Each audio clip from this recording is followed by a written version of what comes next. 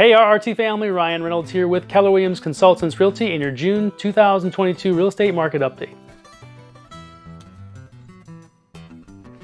So what's going on here in June 2022? Well, we've got kids getting out of school, people going to graduation parties, lots of vacations going on, and in general the weather is warmed up, for which I'm very thankful. So we're going to talk about three things that are actually affecting our market right now, and if you stick around to the end of the video, I'm going to tell you what that means and how to interpret it. So let's start off with interest rates, number one. So interest rates are up still, however, they've come down a touch. And what that means is that in January, you could get a 30-year fixed mortgage for right around 2.89%.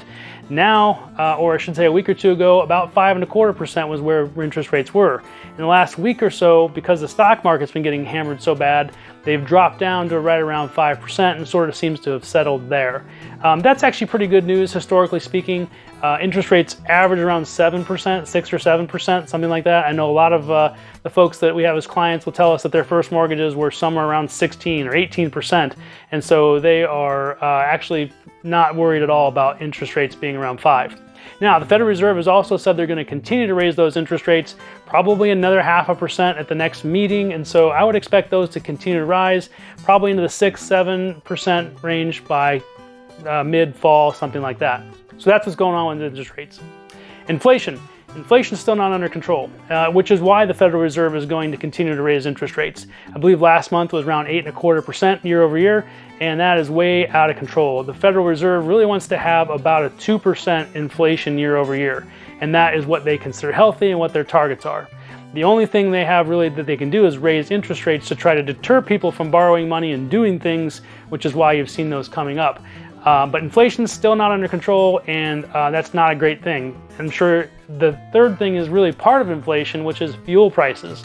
So if you filled up your tank recently, and I have a Honda CR-V, which holds right around 14 or 15 gallons, I just filled it up for $4.75 a gallon, and that cost me over $65 to fill up, which is the most I have ever spent on gasoline.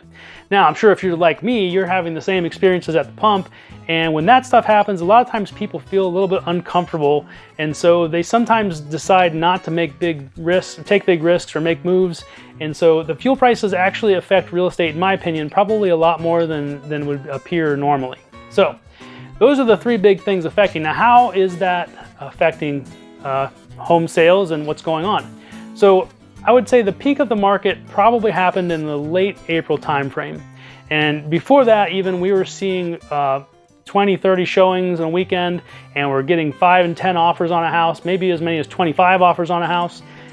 That came down in the last month or so in April to now where we're only getting really 5 or 10 showings in a weekend on a house, and we're getting 1 or 2 or 3 offers on a house. So still houses are selling quickly in the first weekend, but they're not quite selling as fast as they were, though they are still selling above list price, and prices still seem to be escalating.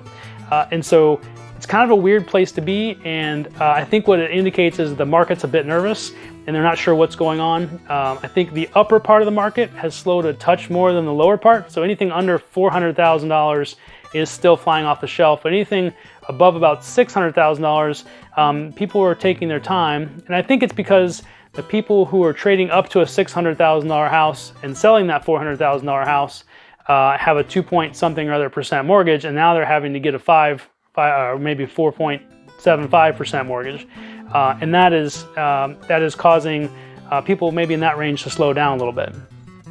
On mortgages, one of the biggest trends we're seeing is that instead of getting 30-year fixed mortgages, a lot of our clients are getting ARMs. So an ARM is an adjustable rate mortgage, and a lot of them are getting 10-year ARMs where basically that loan starts off at a lower rate than what you can get right now for a 30-year fixed.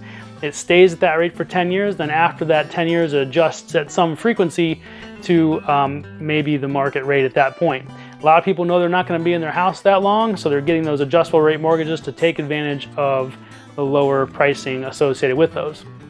And so all of this basically sums up to one big question. So the question I get a lot of time is it a good time to buy a house or is it a good time to sell a house?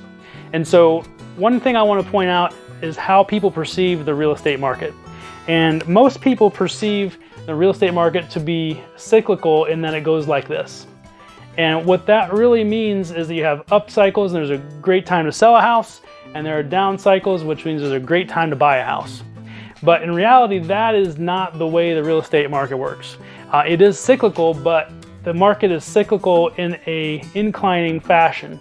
So this line going through the median is about a 4% increase in price year over year, and that's consistent for most 30-year periods for the last 150 years or so. So while there might be a great time to sell a house or to buy a house, those are really kind of small slices.